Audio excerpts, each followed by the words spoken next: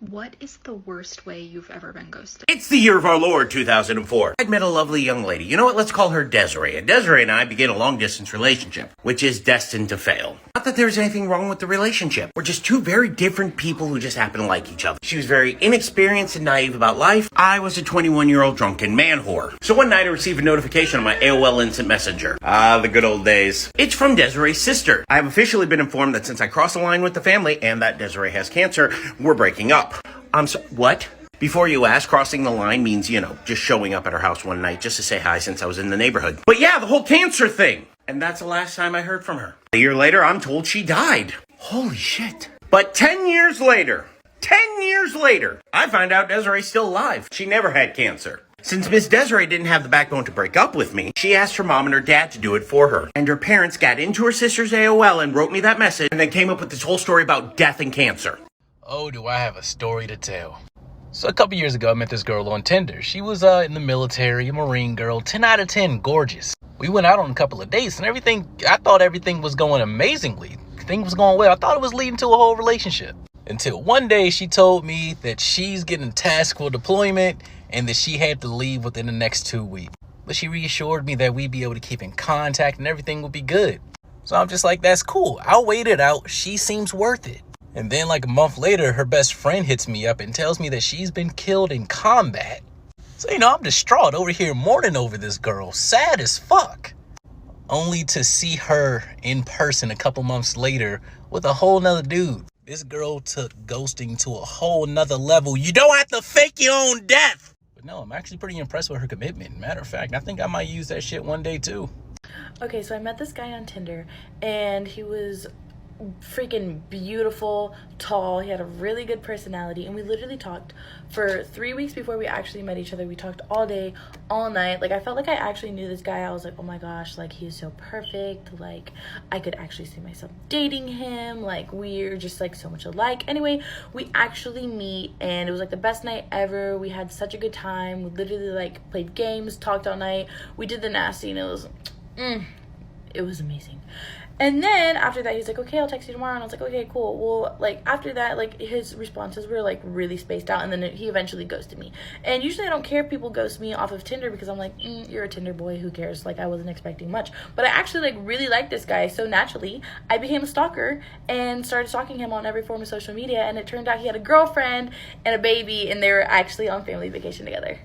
I did the ghosting, but there's a reason why. This girl added me off a mention on Snapchat and we started talking. And she told me we should hang out. She said she wanted to see the movie Get Out, which I was like, yo, that's a good movie. And she was like, yeah, it's based on a true story for me because all of my family's racist and one of my family members is the Grand Wizard of the KKK. Why'd you tell me that? She then says after the movie we should go get some BJ's. And I was like, oh, I've seen that restaurant, but I heard it's mad expensive. Is it worth it? And she goes, I'm not talking about the restaurant. Are you 12? Why would you call it that? Then she was like, I've never actually been with a black guy before. And as a joke, I was like, what a coincidence. Neither have I. She sends me a video. She's like, you're so funny. Then proceeds to say, I want you to fondle my boobies in the park. Okay, you sound like you're a whole case and you're trying to set me up. What is this? I told her to meet me in the park. Let's do the whole thing. And she's like, yeah, let's do it. And then I blocked her and never showed up. If you're seeing this and you're her and you remember me, don't add me back. Leave me alone, please. Thanks. Met this guy on Instagram, instantly had this crazy connection with him. We dated for about 2 months. Pretty early on in the relationship, he asked if I would take him to the airport because he was going on a trip to California. And I was kind of honored, like, wow, you could ask anybody, but you asked me. Like, you must really like me if you want me to see you off, Everything was great until like a week before the trip. Things got awkward and I could tell like he was getting distant. I thought maybe he was gonna break things off. But no, I still got to his house, drove 3 hours to this like pain in the ass airport. I knew something was wrong when he handed me $100. Like, I'm a fucking Uber. Bitch, I'm your girlfriend. This was so awkward, like, acting like we were acquaintances. He stopped answering me as soon as his plane took off, and I haven't heard from him since. My theory is he stopped having feelings for me like a week or two before the trip, but it was too late to ask someone else to bring him, so he just, like, strung me along, so I would still take him. This question is literally made for me. Okay, long story short, I met a guy at a club. We hooked up. He said he wanted to see me again. He wanted to take me on a date. He ghosts me. He stops talking to me, whatever. 1 year later, he messages me back. He's like, I'm so sorry. I was going through some bad shit. Can I take you out for dinner? I'm all for a free meal, so I went. And we started seeing each other for like a month. Valentine's Day comes along and he comes to meet me at my house. And then all of a sudden he's like, hey, why don't we go on a picnic at Retiro, the park? I'm like, yeah, sure, let's go. Then he's like, I'm hungry. I want some donuts. Let's go buy some donuts. So we go downstairs to Carrefour. He then tells me, I'm going to go grab some strawberries. Can you go downstairs and grab the donuts? I'm just so nice. I'm like, yeah, sure, I'll grab the donut. I come back upstairs and this man is gone. Motherfucker sent me for donuts and then dipped. And then he blocked me on WhatsApp and Instagram. I was going to take this to my grave, but whatever, don't judge me. So I had finally decided to link up with this guy that I had been talking to for a while. And I didn't want him to come to my house and I didn't want to go to his, so we agreed to get a room. But prior to us going to the room, we had went out, had a good time, and then we went to the hotel. I drove my own car, by the way. He drove his, and so that's that. So we got to the hotel, got checked in, got to the room, got cleaned up, and now it's time to get to it.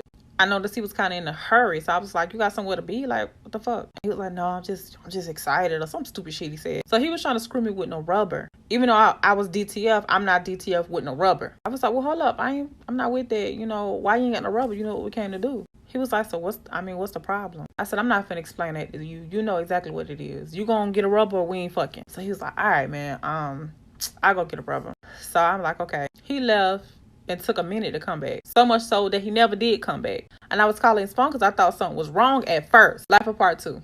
So like I said, at first I was genuinely concerned because I was like, I mean, I know he didn't come all the way here to do this and spend money on the hotel just for him to get mad and leave because I didn't want to screw him raw. So he wasn't answering the phone. So I'm just like, you know what? I ain't finna sit here and wait for this. Evidently, you ain't coming back. You ain't want to be reached or something. Something ain't right. So I just started getting this funny feeling in my gut. And I trust my instincts. So I was like, bitch, it's time to leave. Because mind you, he took his room key with him. And like I said, he paid for the night. So, and it wasn't no cheap hotel. So I'm like, I know you ain't throwing money away like that. So I got up all my shit and I darted out the damn door. And because I could have spent the night, but I didn't feel comfortable because I'm like, what if he come back in the middle of the night? I don't know where he went. I don't know what he got going on. He left kind of mad. Like, what the fuck? So I ain't leave out the front door. I left out the side and I ran in my car and I hauled that. To this day, I never heard from him. Never ever heard from him. And I'm glad I never screwed him because for all I know, he could have had something he was trying to give me or he could have brought somebody else to that room. So that's it. I'm here to take full responsibility for the worst way that I've ghosted somebody that was not nice at all. So this was like 3 years ago. I was working at the airport as a TSA agent and this guy comes through security and he slides me his number and we start texting and like I just wasn't into it, so I stopped responding, but he didn't stop texting me. So okay, so here you could just see that I was like never answering him and just clearly was not interested. And here's the part where I faked my death. I feel really bad for this. I was just like, oh, you know, he doesn't even live in this country. He'll never know. Like, I'll just do it. And I did it. And I feel like a huge piece of shit. So, dude, if you're seeing this, I'm really sorry. I mean, don't text me, but like, I'm sorry. Oh my god, this is my time to shine. So although it's only ever happened to me once, I wouldn't wish it upon my worst enemy. So I met this guy on Bumble or like Tinder or something like that, and I'm in Vancouver, Canada, so I put my location in Washington, like the States. And if there's anyone in Vancouver that follows me or sees this, you know that there is not a lot of attractive men in Vancouver. So me and this guy had been talking for a while and he's like, you should come down to Washington to see me. And I was like, okay, it's not that far. Definitely drive down. Little old me didn't notice that he was actually love bombing me. We had been talking for probably like a month prior and then I went down there. And I was like, oh my god, this guy's so attractive. Like, he's so sweet. He's so nice. So I went down there. I spent the weekend with him. Ended up meeting his family. Oh my god, I'm going to run out of time. Part 2. Okay, wow. I thought like 3 people were going to see that. So part 2, I met his dad, his grandma, his sister, his nephew. His mom was going to drive across the city to meet me. They all loved me. They were like, she's amazing. I went home the next day. We were all good and whatever. And he just all of a sudden just stopped replying to my messages. Stopped replying to all my calls. He was active on social media. He was following other girls, so I knew he wasn't dead. I always thought that I did something wrong, but it wasn't actually me. It was all about him. Years went by. And when we were together, he was planning on moving to Canada to become a professional basketball player. So that's where we were gonna like be together. Fast forward years later, 2 years later, someone texts me off a number. I have no clue who it is. I'm like, who the fuck is this? And he's like, oh, it's so-and-so. And I was like, and he's like, I regret it. I'm so sorry. My family still bugs me about you every single day. I'm like, yeah, whatever. This is where it gets fucking juicy. I know everyone hates part 3s, but part 3. Okay, I swear this is gonna be the last one. Part 3 of my ghosting story. So anyway, he texts me. He's like, I regret it. I'm so sorry. Like, I think about you all the time. And I'm like, boy, shut the fuck up. I'm like, I've had so many boyfriends since you. Like, you're long gone. He's like, I got a contract in the east coast of Canada. Meanwhile, I'm on the west coast. I was so supportive. I was like, congratulations. Like, that's so amazing. He's like, yeah, I really want to come over to Vancouver and like visit you. I miss you. I just want to see you. And I was like, this seems weird. So we stopped talking because I'm like, you're annoying and like you ghosted me a long time ago. I'm better than that. About a year after stopped talking, so this is about 3 years now, I had a weird feeling just to Google his name. Googled his name. In the article, it had said that he had had a girlfriend for 2 years and she was the one that got him the contract for a professional basketball team in the West Coast of Canada. I was like, excuse me? I found her on Facebook. I was like, I'm so sorry, I didn't even know you existed. She's like, he would never do that to me. She blocked me on everything. And now it's just like, he's never reached out again, so. So this was actually a traumatic event for 17-year-old me. But I met a man on a dating website. His name was Daniel Finnegan. I knew him as Danny. Technically, I never saw his ID, so I don't even know if that's his real name. And he told me this absolutely insane story about his life, which went that when he was 8 years old, his house burned down and he jumped out the second-story window and he was the only surviving member of his family. And so he went to an orphanage in Manhattan, and that's where he met his best friend, Thomas. But later, when they were adults, Thomas tried to get married, and so he went back to the orphanage in Manhattan to get the birth certificate. But when they were there, they got jumped, and Thomas was apparently murdered, and Danny spent like a month in the hospital in a coma, and then right when he woke up, that's when I met him, apparently. We went on like 5 days together, and I was absolutely madly in love. And his phone just shut off one day. I filed a police report. I cried for a literal year straight. I have no idea what happened to this man. So, if you know a Daniel Finnegan, let him know that Emily wants to know what the fuck happened. Okay, so I was in a relationship for 9 months. Then I went on Facebook, you see, for a little look, a little chatting with some friends. And my boyfriend at the time changed his status from relationship to single. And I didn't even know about it. Then I sent him messages like, what is going on? But he never answered me. But I was 13, so it's fine. It's fine.